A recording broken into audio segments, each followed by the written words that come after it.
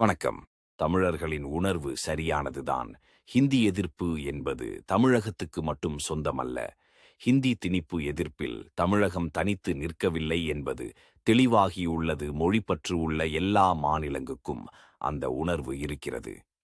மகாராஷ்டிரா சட்டமன்றத்தில் தேசிய கல்விக் கொள்கை மற்றும் மும்மொழிக் கொள்கை மூலம் நிர்வாகத்தில் இந்தி ஆதிக்க மொழியாக திணிப்பதற்கு கடுமையான எதிர்ப்பு எழுந்தது. எதிர்க்கட்சிகள் சிவசேனா மற்றும் காங்கிரஸ் சட்டமன்றத்தில் தங்கள் எதிர்ப்பை எழுப்பின. அரசு மும்மொழிக் கொள்கை குறித்த அரசாங்க தீர்மானத்தை ரத்து செய்துள்ளது.